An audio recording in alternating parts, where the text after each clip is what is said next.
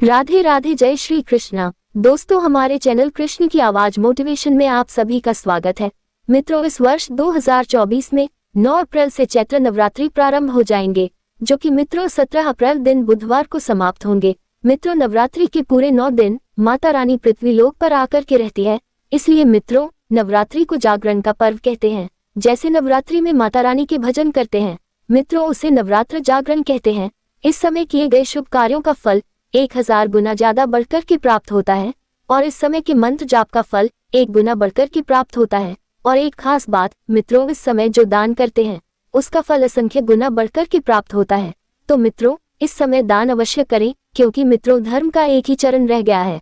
कलयुग में केवल दान ही है जो आगे चल कर के हमें अवश्य प्राप्त होता है। तो मित्रों आज की इस वीडियो में नवरात्रि के बारे में संपूर्ण जानकारी बता रही हूँ। ये जानकारी आपको ध्यान से सुननी है, ध्यान से देखनी है।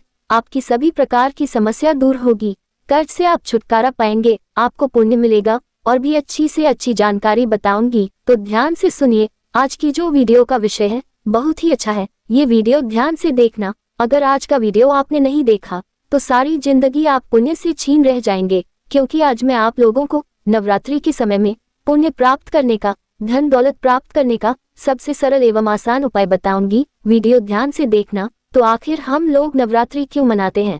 नवरात्रि के जो 9 दिन है इसका क्या महत्व है? बुराई पर अच्छाई की जो जीत होती है वह 9 दिन तक जो नवरात्रि के प्रतीक माने गए हैं। नवरात्रि के जो 9 दिन है माता नवदुर्गा के अलग अलग स्वरूप कह गए हैं।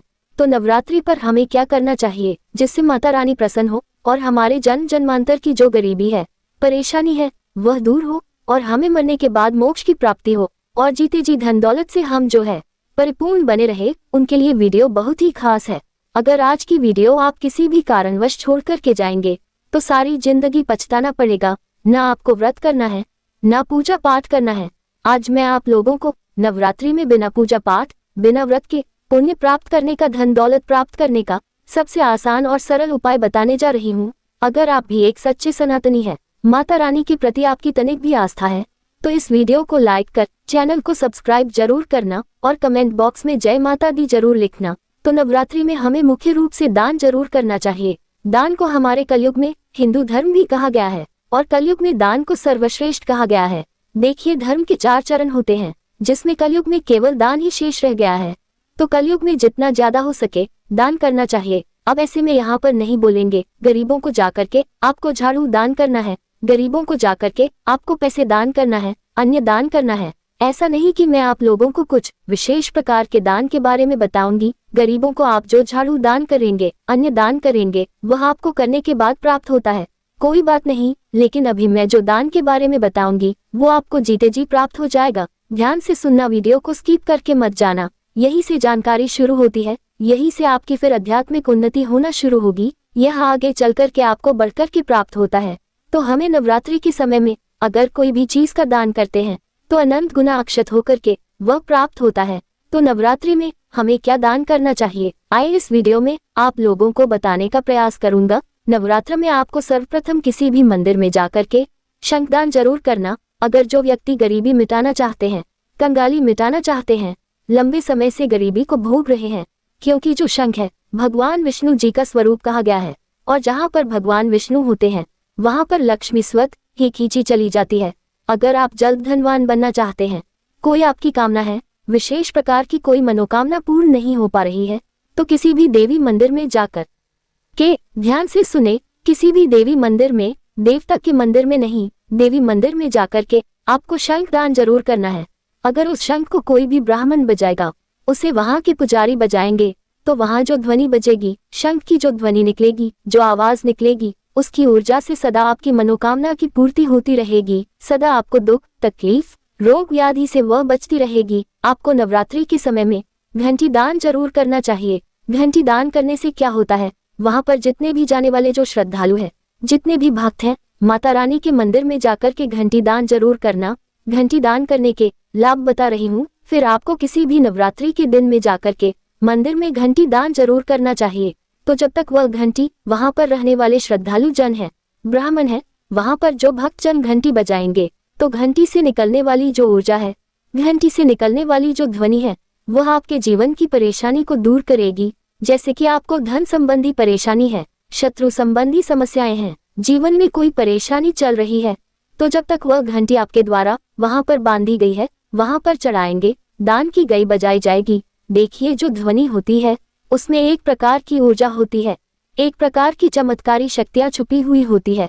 आपने देखा होगा 9 प्रकार के स्वर कहे गए हैं और 9 प्रकार जो स्वर है उसमें अलग अलग प्रकार की ध्वनि का प्रयोग करते हैं। जैसे कि वाद्य यंत्र होते हैं, अलग अलग प्रकार के वाद्य यंत्र बजाते हैं, सबकी जो ध्वनि है वह अलग होती है। ध्वनि को हम ऊर्जा बोल सकते हैं। तो घंटी बजाने से एक प्रकार की विशेष प्रकार की ऊर्जा उत्पन्न होगी। वह ऊर्जा हमेशा आपकी रक्षा करेगी। वह दैवीय ऊर्जा सदैव आपको आगे बढ़ाने में, आपकी उन्नति होने में, आपके जीवन को परिवर्तित करने में आगे मदद करेगी। इसलिए अधिकतर जो बड़े आदमी लोग होते हैं, अधिकतर जो ब्राह्मण लोग होते हैं, वह घंटी दान मंदिर में जाकर के जरूर करते हैं। घंटी दान करते हैं तो मरने के बाद भी मोक्ष की प्राप्ति होती है, यम की पीड़ा नहीं सताती। अगर यम का कोई दूत आपको परेशान करने की चेष्टा करेगा तो घंटी जो भी भक्त जो मंदिर में आपने घंटी दान की, अगर वह बजाएंगे तो उसकी ऊर्जा से जो यमलोक के रहने वाले जो निवासी हैं, जैसे कि कहा जाए एक प्रकार की बोलचाल की भाषा में बताने का प्रयास करूंगा, जो यमदूत है आपको किसी भी प्रकार का नुकसान पहुंचाने की चेष्टा करेंगे तो उसकी ऊर्जा के कारण जो घंटी बजाएंगे, उसकी ऊर्जा के कारण आपके शरीर में एक ऐसा कवच बन जाएगा, आपको वह छूने का प्रयास करेंगे तो जल जाएंगे, भस्म हो जाएंगे। तो इसलिए मंदिर में घंटी दान जरूर करें, इससे मोक्ष की प्राप्ति होती है। हो सके तो आप जो है नवरात्रि में जाकर के किसी भी मंदिर में थाली दान जरूर करिए, या फिर जो श्रद्धालु है, जो लोग उपवास व्रत रखे हैं, जो छोटी कन्या है उसे थाली जरूर दे। छोटी कन्या को थाली देने से जब तक उसमें भोजन करेंगे तब तक आपको अक्षत पुण्य की प्राप्ति होगी, क्योंकि छोटी कन्या को नवदुर्गा का स्वरूप कहा गया है। और आप चाहते हैं तो मंदिर में जाकर थाली दान कर सकते हैं। थाली दान करने से आरती होगा, आरती करेंगे, आरती सजा करके रखेंगे, और जब तक जो आरती का दीपक हम जलाते हैं, जोत जलाते हैं, जोत को हम क्या बोल सकते हैं, जो एक प्रकार की ऊर्जा होती है, जोत एक प्रकार का प्रकाश होता है, तो आपके जीवन से अंधकार को दूर करेगा, आपके जीवन में प्रकाश पैदा करेगा। थाली दान करते हैं तो आप देखना कभी भी आप भूखे नहीं मरेंगे। आप चाहते हैं तो किसी भी मंदिर में जाकर के नवरात्रि के प्रथम दिन से लेकर के नवरात्रि के 9वें दिन के बीच में किसी भी दिन जाकर के एक जोड़ा झाड़ू जरूर दान करना। झाड़ू को माँ लक्ष्मी का स्वरूप कहा गया है, झाड़ू को माँ लक्ष्मी का स्वरूप कहा गया है। और झाड़ू क्या करती है, कचरे को बाहर फेंकने का काम करती है, कचरे को साफ करती है। राहु को कचरे का स्वरूप माना गया है और झाड़ू को माँ लक्ष्मी का स्वरूप कहा गया है। तो जो राहु रूपी कचरा है उसे झाड़ू भगाने का काम करती है।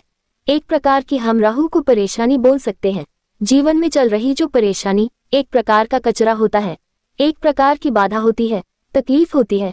तो जो लक्ष्मी रूपी झाड़ू है इस प्रकार के कचरे को बाहर फेंकने का काम करती है, हमारे मन को निर्मल करती है। किसी भी मंदिर में जाकर के झाड़ू दान करते हैं तो अगर उस मंदिर की सफाई होगी, झाड़ू के माध्यम से वहां पर झाड़ू लगाई जाएगी, तो एक काम आप जरूर देखना, एक काम जरूर करना, झाड़ू अवश्य दान करना। आपके जीवन में पुण्य की बढ़ोतरी होगी, लक्ष्मी की बढ़ोतरी होगी, हमारा भाग्य उदय होता है। अंतिम बताना चाहूंगी, नवरात्रि के समय में एक पुष्प वाला पौधा जरूर लगाना। कोई भी पुष्प वाला पौधा जो है मंदिर के किनारे में जाकर के लगाना। अब इसके फायदे सुन लीजिए। जब तक उसमें के फूल देवी देवता को चढ़ते रहेंगे तब तक उसका आधा पुण्य जो भी व्यक्ति पुष्प देवी देवता को चढ़ाएगा, वहां पर लगे हुए फूल आपने लगा करके देवी मंदिर के आसपास में फूल जरूर लगा लेना। तो उससे फूल वाले पौधे से फूल तोड़ करके भगवान को चढ़ाएंगे, देवी माता को चढ़ाएंगे, तो उनका अक्षत पुण्य जो पुण्य की प्राप्ति होगी उसका आधा हिस्सा आपको मिल जाएगा। आपके ही द्वारा लगाए गए पुष्प को माता रानी को चढ़ा रहे हैं तो आप तक वह पुण्य पहुंच जाएगा। चाहे आप जीते रहेंगे चाहे मर जाए, अगर आपको मोक्ष की भी प्राप्ति हो जाएगी तब भी आपको पुण्य की प्राप्ति होगी। या फिर अगर आप जी रहे हैं, आपके जीवन में कोई कष्ट है, परेशानी है, वह परेशानी दूर हो जाती है। कहने का मतलब है कि पुष्प जब तक चढ़ने रहेंगे तब तक आपको अक्षय पुण्य मिलेगा। अगर आपकी जैसे कि भगवान ना करें किसी के साथ में, लेकिन अगर आप बुढ़ापे की अवस्था से जूझ रहे हैं और अगर आपकी मृत्यु हो जाए तब भी आपको पुण्य प्राप्त होता रहेगा और आप जो है यमलोक की पीड़ा को नहीं भोगेंगे। तो कहने का मतलब है कि छोटी छोटी जो चीज होती है, छोटे छोटे जो दान होते हैं, ये हमें आगे बढ़ाने में, हमें मोक्ष प्राप्त करने में काफी मदद करते हैं। अगर सनातनी भाई बहन, अगर आप दान दया धर्म करना चाहते हैं, देवी देवताओं को मानते हैं, माता रानी के प्रति थोड़ी बहुत आस्था है, तो हम वीडियो में जितना भी दान के बारे में बताए हैं, पौधा लगाने के महत्व को बताए हैं, इनमें से कोई एक चीज नवरात्रि में जरूर अपनाना। खुद आपका भाग्य देखना परिवर्तित हो जाएगा। आपके जीवन में ऐसा परिवर्तन आएगा, एक ऐसा मोड़ आएगा जिसकी आप कल्पना नहीं कर सकते। छोटी छोटी जानकारी हमें आगे बढ़ाने में काफी मदद करती है। आज अगर आपने सच्चे दिल से कमेंट बॉक्स में लिख दिया जय माता दी, तो माता रानी आपके सभी बिगड़े कार्य पूर्ण करेगी। अगर आपको हमारी जानकारी पसंद आए हो तो प्लीज हमारे चैनल को सब्सक्राइब करें और माता रानी के लिए एक लाइक करना ना भूलें। धन्यवाद।